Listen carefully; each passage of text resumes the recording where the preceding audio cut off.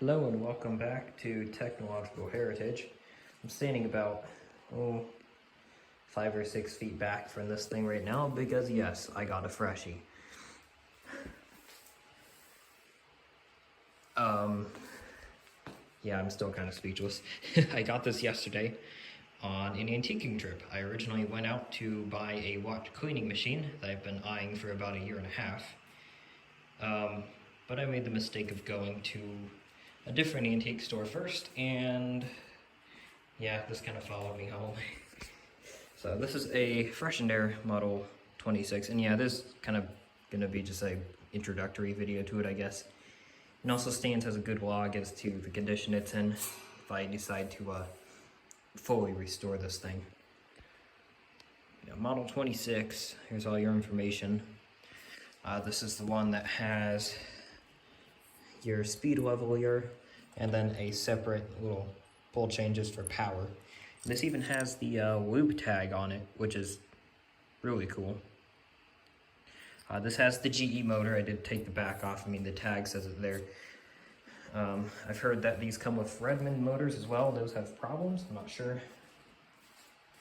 Yeah, model 26, so it's a 26 inch, I'm pretty sure. Here's my fist compared to the blade hub.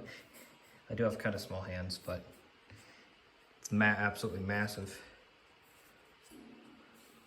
I really like the, it looks like an engine cowling for an old aircraft engine. And it looks really cool, obviously. Let's see here. There's the set screw there, which looked like it was rusted in place, but I stuck an Allen key down in there, and luckily it is loose. It's not seized in place, which is good. But yeah, the nickel on this is a bit rough, which is a shame, but I scored this for 55 bucks, I think. Got it 10% off because the on-off switch is a bit dodgy. So don't mind if I do. And it was seized. I just put some oil down the oil ports. And obviously this has, I think, journal bearings. Yeah, so the power switch is a bit dodgy, and that's also slightly sketched. But I ran this thing and it runs pretty good. Let's see here. It's on 1. Okay. I need to go through and rebuild the switches too, because they're kind of gummy. So I think these start off on high. I think 1 is high. I don't remember. On-off switch, once again, is kind of sketchy, so I just leave it on. Old plug-in. I know it isn't original. It looks like it would have came with like twin lead wires, such as stuff like this. At least that's what's going up into the motor housing, and it's wired in. Although this suits it a bit better. I'll probably wire it up with, and you know, actually this cord is in really good shape, so I'll probably just feed this up into there. So, without further ado, let me plug this in. I'll plug the kilowatt in as well.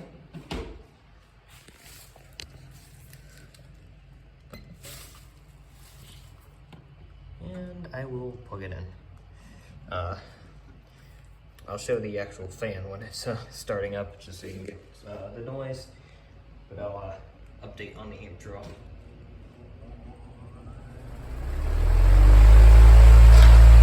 And it's ready for blowing stuff over. Okay, so upon startup, locked rotor is probably around 9 amps or so, and now it is down to 2 amps, 2.09, 2.11, and the tag is kind of flinging around. But yeah, PSC motor, it's moving stuff again.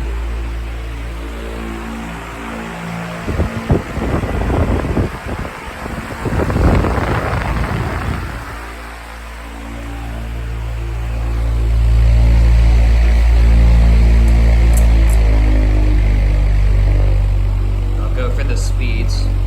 But yeah, PSC motor, really efficient. Let's see what it's drawing now. 1.36. I think this, yeah, it uses a speed coil, I'm pretty sure.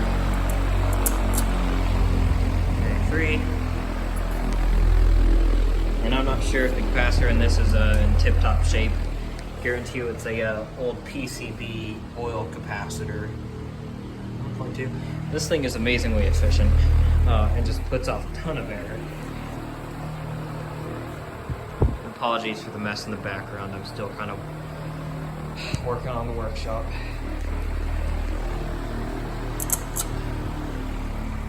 And 4. So yeah, 5 speed. I mean, you saw me go for the speeds while just checking the switch. But yeah, it's to get down to these lower speeds, it's nice and quiet, but it still moves a really good breeze. I mean, almost too much for the size of this room. This is the basement. And 5. And luckily this switch is good. It's not screwing with the motor or anything, obviously. I'd see excessive amp draw and probably smoke.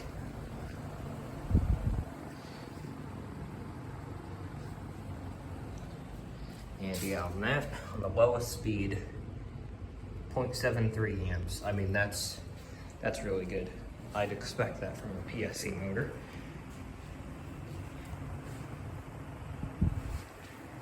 Get up close, maybe we can get some of the sound of the prop. And the blade on this is in fantastic shape. I think the bakelite's a bit dull, but there's only one small little chip on it, and it's not on the edge of the blade. I ramp this back up to high one more time. See where I want to place the microphone here. Probably around here, ramping it up to high now, and then I'll do a spin down.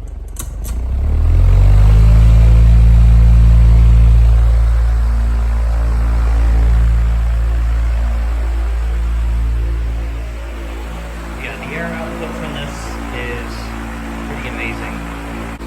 In fact, here's a paper towel.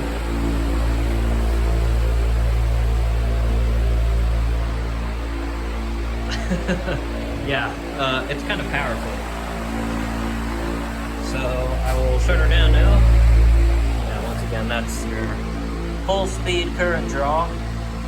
That's nothing.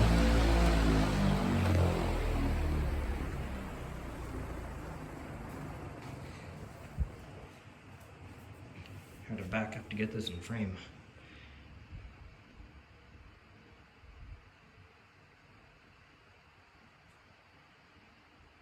Noise in the background is the air circulator fan I have in the basement to keep air from getting stale, so I don't mind the noise. And speak of the devil, it just shut off.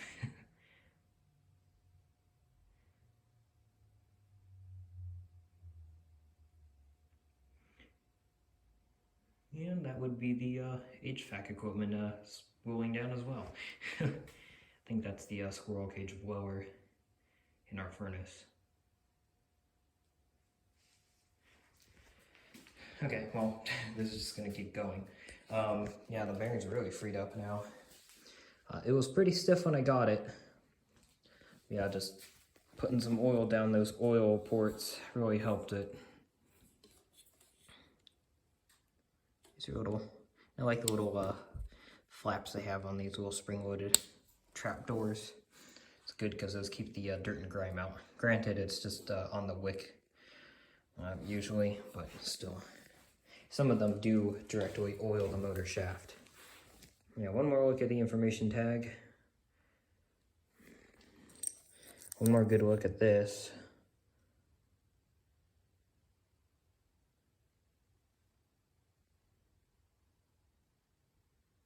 It's extremely cool. Glad it came with this as well. See, for 55 bucks, consider it worth it. Oh yeah, I know I showed the blade set here. Let me find the chip. It's really minor. You can see the blade tips are in good shape. They just have dust all over them. There you go. That's a little imperfection. Oh. There we go, right there. And that's no big deal. Isn't even on the leading edge. Maybe something touched against her, I don't know. But yeah, Really excited to have one of these. This is extremely cool. If this was a 35-inch model, I probably wouldn't have been able to bring it home. This just fit in the back of the car. But yeah, that'll do it for this video. I don't know when I'm going to get around to fully going through it, but as for now, I mean, even just down here up against the wall, it's pretty neat as a display piece. I have a 16-inch GE up there that has a screwed up blade set. If anyone has a good blade for one of those, let me know. But yeah, thanks for watching, and stay tuned for more content. See you on the next one.